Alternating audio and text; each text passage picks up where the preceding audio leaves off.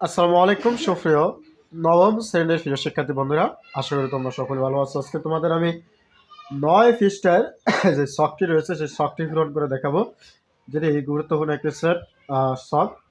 এখানে রয়েছে সসীম সেট, অসীম সেট এবং তোমাদের যুক্তি তোমাদের সেট।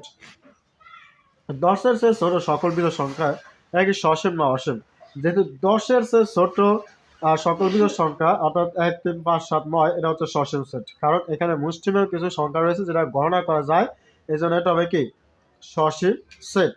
তোমাদের যুক্তি দেওয়া কি যে এটি গণনা করে নির্ধারণ করা যায়, যুক্তি হচ্ছে গণনা করে নির্ধারণ করা যায়।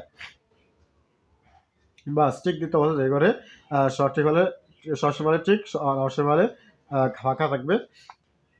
আর যুক্তি হচ্ছে কি এটা গণনা করে নির্ধারণ করা যায়।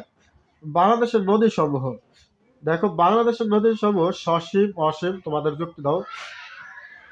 বাংলাদেশের নদী সমূহ,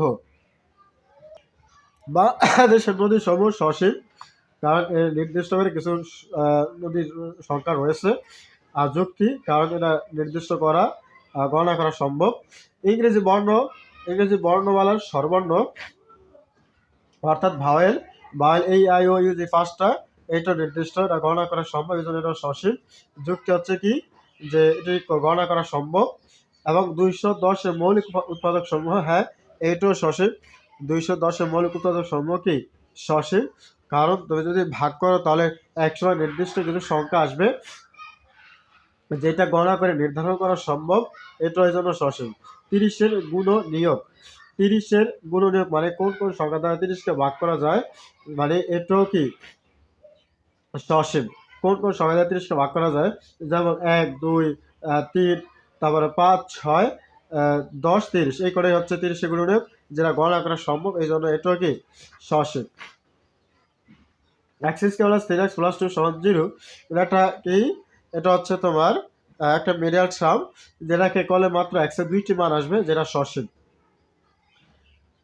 এটা 2, 3, 5, 7, 11 dot dot dot dot dot, একটু দেখো, এটা হচ্ছে বিজোড় সংখ্যার সেট, যেটা হচ্ছে অসীম। এটা কি হবে অসীম, কারণ এটা দেখো 11, 13 ডট ডট দিচ্ছে, মানে এটা কোনো শেষ নেই, এজন্য অসীম। অসীম মানে কি যাকে গণনা করে নির্ধারণ করা যায় না।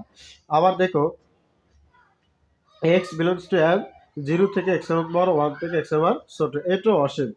কেন বলছে স্বাভাবিক সংখ্যার সেট, 0 থেকে বড় আর 1 থেকে ছোট। এখন 0 থেকে বড় আছে কত, 0 থেকে বড় আছে 0.1, 0.2, 0.3, 0.5, এরকম। আর -1, -2, -3, যেটা 1 থেকে ছোট, যেটা 1 থেকে ছোট, 0 থেকে বড়, তাহলে এটা হলো অসীম, এই জন্য এটাও কি অসীম সেট। আবার দেখো, আবার কিউ হচ্ছে মূলক সংখ্যা, x belongs to q সমান x² সমান -1, মূলক সংখ্যার সেট যেটা x² সমান -1 দেওয়া আছে।